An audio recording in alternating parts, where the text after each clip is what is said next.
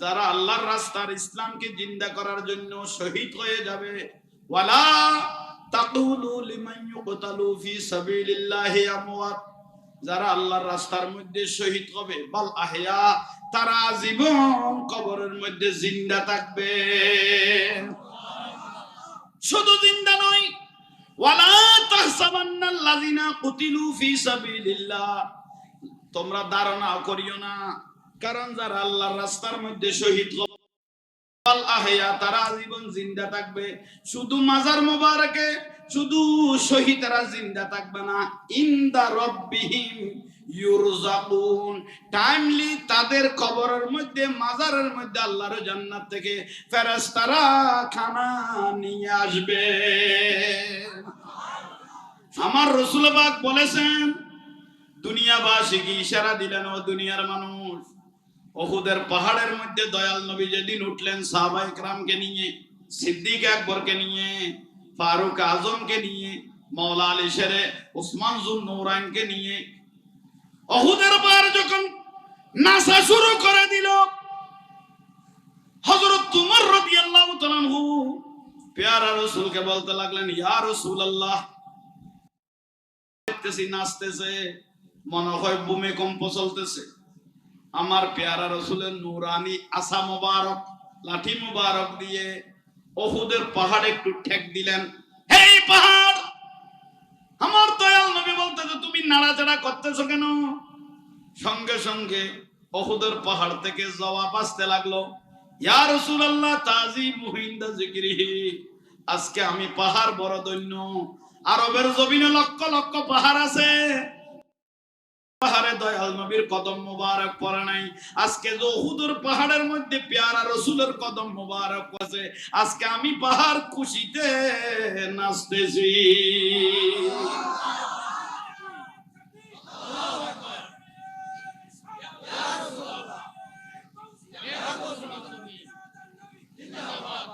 মুহাম্মদ सिर्रे कुदरत है, लम्हे युसुका कोई क्या जाने, शरीयत में तू बंदा है, हकीकत खुदा जाने।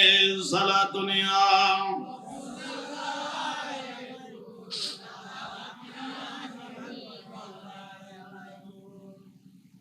नाचतेছে কি উহুদের,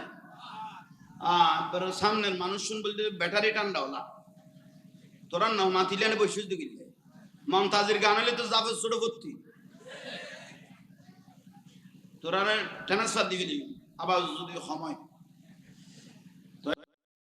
বিয়ল কি বুঝাইতাম চাইলাম, নাচতেছে উহুদের। আমার প্যারা রাসূল উহুদের পাহাড়কে বলতেছেন, ওই পাহাড় তুমি নাচতেছো কেন?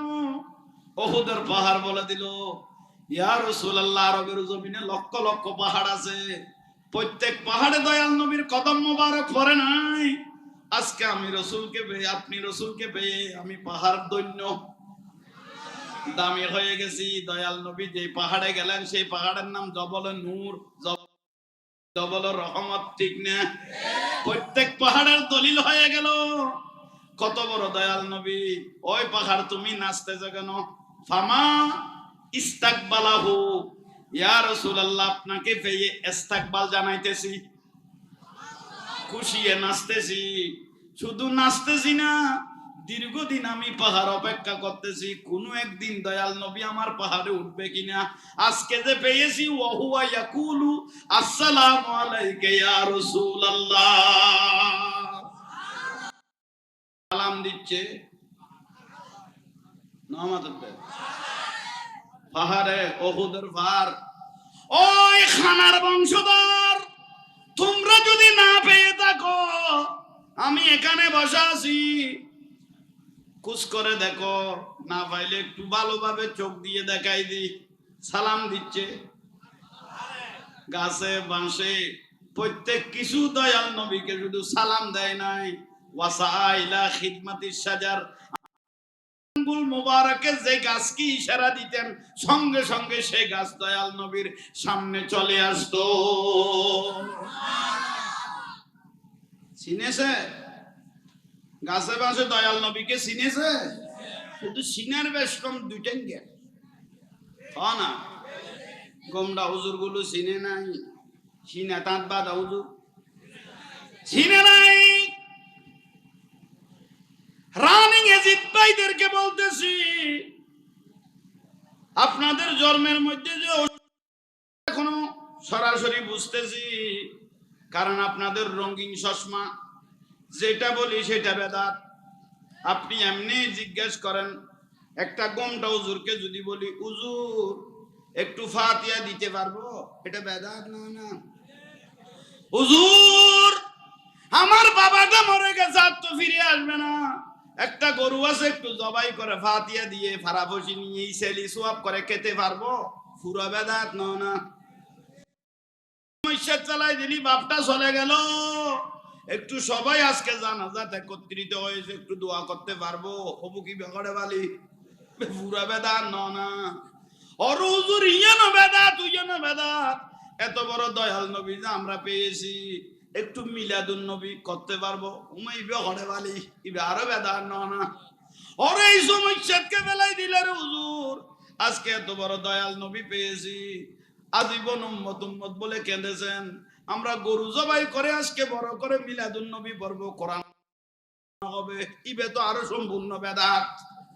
ওর হুজুর এই দেশে আল্লাহর ওলিরা ইসলাম দেখাইলেন, শাহজালাল ইয়ামানি মুজাররদি খাজা গরিবে নওয়াজ 90 লাখ মানুষ মুসলমান করলেন, ইমান মরাগুলোকে আল্লাহর ওলিরা জিন্দা করলেন। আল্লাহর ওলির একটু জিয়ারত করে আসি, হুজুর যাইতে পারবো, হবু কি আরো বেদাত না? হুজুর ইবেও বেদাত, তুইবেও বেদাত, ইবেও বেদাত, আমার মায়ের কবরের পাশে একটু ওমাই আরো পুরা বেদাত। ওর হুজুর এত বেদাতের চশমা আপনার কাছে কোত্থেকে চলে আসলো, যেটা বলবেন দাঁত হইব, দাঁততে বিশ্বাস নলার। কিন্তু আমাদেরও সন্দেহ লাগে ওর জন্মের মধ্যেও বেদাত আছে। ও কোনটা হুজুর ইসলাম খাতুর ছেলে, একটু নিজের মাকে জিজ্ঞাসা কর, মা যে সবগুলো বেদাত লাগে, এখন তো তুমি মা কো আমার সন্দেহ লাগে, ফোটা কার থেকে নিয়েছ? কারণ মনে হয় এটাও না, কারণ বেদাতের শব্দ এমন ভাবে বের করে দিল, এটাও বেদাত, এটাও বেদাত। নয় নয় আশিক রাসূল যারা হবে, দয়াল নবীর নাম যখন শুনবে পাগল হয়ে যাবে, ওলি আল্লাহর নাম শুনলে যখন পাগল হয়ে যাবে।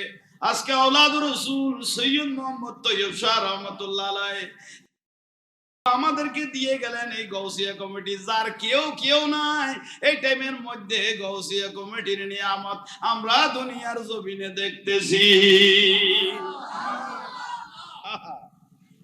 সৈয়দ মুহাম্মদ তৈয়ব শাহ রহমাতুল্লাহ আলাইহি যেদিন আখেরি বাংলাদেশ থেকে চলে যাচ্ছেন, লেলের বিট বরাবর যখন আসলেন, হুজুরকে যখন বাড়িয়ে দিচ্ছেন, হুজুর জামিয়ার দিকে দেখে দেখে আর জামিয়াকে সালাম দিচ্ছেন, জামিয়াকে সালাম দিচ্ছেন, জামিয়া মাদ্রাসাকে সালাম দিচ্ছেন।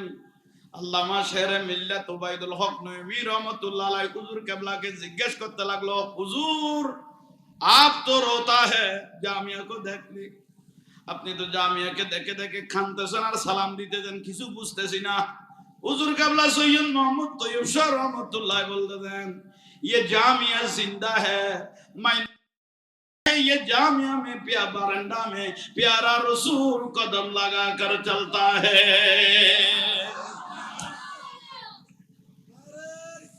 या रसूल अल्लाह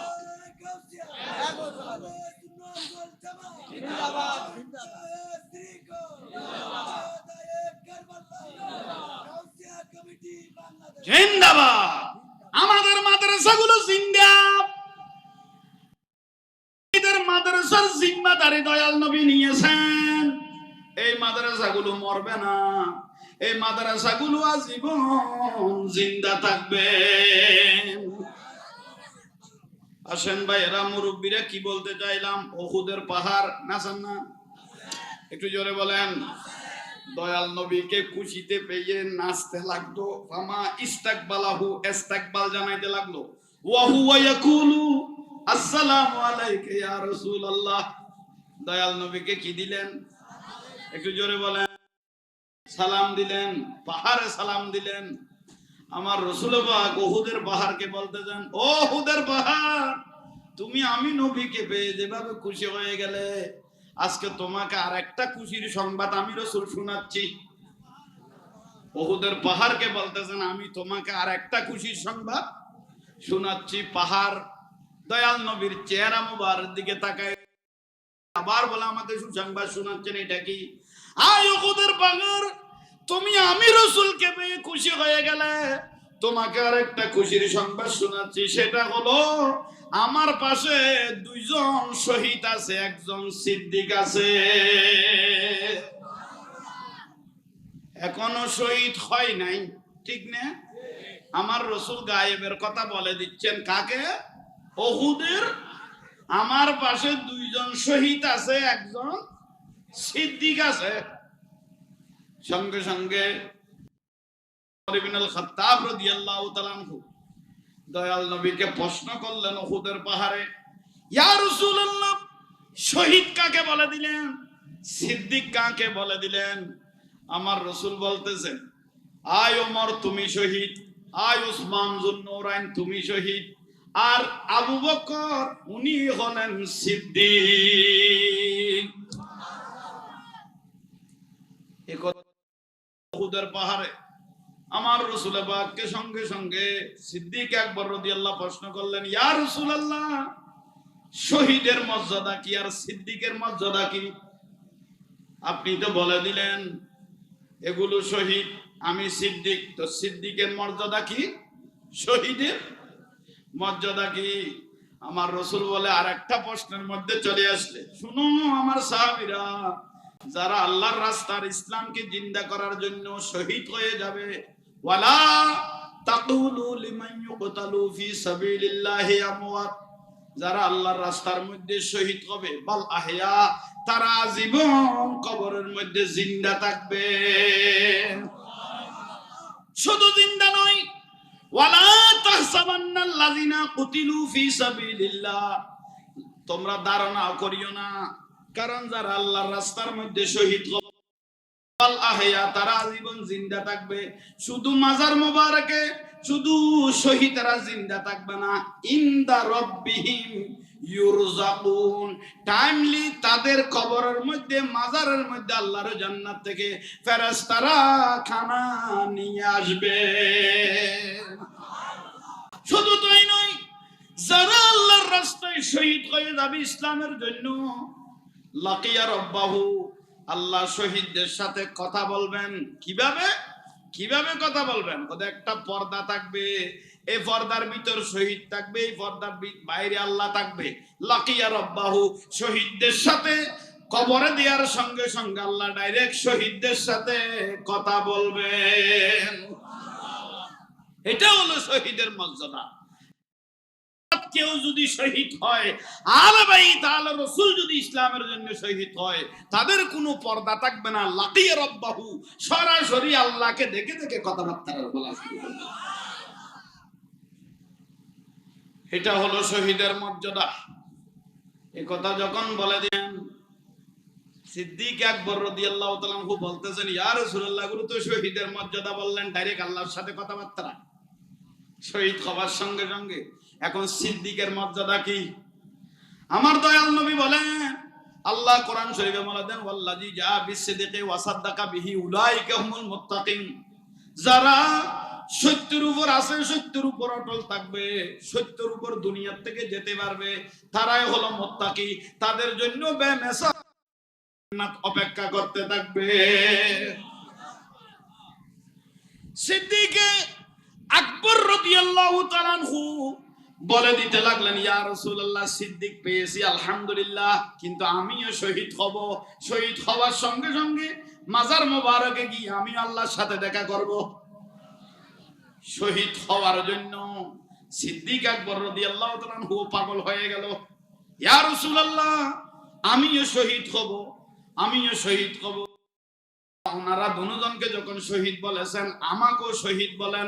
আমিও দুনিয়ার থেকে মাজার মোবারকে, রওজা মোবারকে গিয়ে আমিও ডাইরেক্ট আল্লাহর সাথে কথা বলবো। मस्तियों ने जोर दिया कि आयते कुरान की आंखों में झूमती है अरे रोशन ईमान की, हाथों में तौहीद का इरफान आ गया, वाले आपका मस्ताना बन गया। सारा दुनिया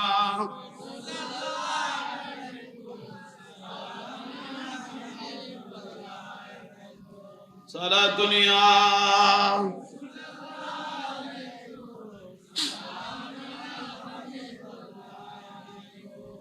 শহীদ ওই তো সাথ দেনা নই তো সাথ এসে হননি। শহীদ হওয়ার জন্য, ইসলামের জন্য মাজার মোবারকে গিয়ে ডাইরেক্ট আল্লাহর সাথে কথাবার্তা, কত বড় নিয়ামত। লাকিয়া রাব্বাহু, সরাসরি আল্লাহর সাথে দেখা, কত বড় নিয়ামত। সিদ্দিক আকবর রাদিয়াল্লাহু তাআলা আনহু শহীদ হওয়ার জন্য পাগল হয়ে গেল। কিন্তু ইয়া রাসূলুল্লাহ, সাহাবী দুইজনকে শহীদ বলে দিলেন, আমাকেও শহীদ বলেন। আমার রাসূল বলে নয়, আমি রাসূলের জবানে পাক থেকে যেটা বের হয়েছে এটাই দলিল। একটু জোরে বলেন। সিদ্দিক আকবর রাদিয়াল্লাহু তাআলা শয়নে স্বপনে ঘুমে 20 ঘন্টা দয়াল নবীর পাশে ঘুরতেছেন। ইয়া রাসূলুল্লাহ, ওদেরকে শহীদ বলেছেন, আমাকে একটু শহীদ বলে দেন। ওদেরকে শহীদ বলেছেন, আমাদেরকে একটু শহীদ বলে দেন। আমাকে একটু শহীদ বলেন। আমি সিদ্দিক আকবরকে একটু কি বলেন? শহীদ বলেন। ওয়ামা আরসালনাকা ইল্লা রাহমাতাল লিল, আমার রাসূল তো দয়াল নবী, আমার রাসূল পাক তো মায়ার নবী। না পারে আবু বকর সিদ্দিক রাদিয়াল্লাহর কথাটা বরদাস্ত করতে না পারে, ইয়া রাসূলুল্লাহ আমাকেও শহীদ বলেন, আমাকেও শহীদ বললেন। আর একদিন দয়াল নবী বলে দিলেন, যাও তুমিও শহীদ। একটু জোরে বলো না, তুমিও। সিদ্দিক আকবর রাদিয়াল্লাহু তাআলা মন খুশি হয়ে গেল, আমি শহীদ হওয়ার পরে আল্লাহর সাথে দেখা করতে পারবো। ইয়া রাসূলুল্লাহ, আপনার জবানে পাক এটা দলিল, কিন্তু আপনি যে বলে দিলেন আমিও শহীদ, এখন বলে দিতে হবে আমি কোন যুদ্ধের মধ্যে শহীদ হব। আমি আমার রাসূল পাক মুস্কি হাসি দিলেন, ও সিদ্দিক আকবর রাদিয়াল্লাহু, তুমি কোন যুদ্ধের মধ্যে শহীদ হতে হবে না, তাহলে শহীদের মর্যাদা পাবো কিভাবে? গারে সুর, গারে যেখানে দয়াল নবীকে নিয়ে সিদ্দিক আকবর কয়দিন? আরে কয়দিন? 3 দিন ছিলেন। সর্পয়ে যেখানে সুবল করেছিল, সমস্ত শরীর মোবারক কালো হয়ে গিয়েছিল, সিদ্দিক আকবরের প্রাণ চলে যাবে। এই টাইমের মধ্যে দয়াল নবী একটু তুতু মোবারক সঙ্গে সঙ্গে ভালো হয়ে গেল, কিন্তু মারা যায় নাই, কালো হয়ে গিয়েছিল, মারা যাওয়ার অবস্থা হয়ে গিয়েছিল। কিন্তু দয়াল নবীর তুতু মুবারক লাগিয়ে দেওয়ার কারণে গার সুরের মধ্যে সঙ্গে সঙ্গে কি হয়ে গিয়েছিল? ভালো হয়ে গিয়েছিল।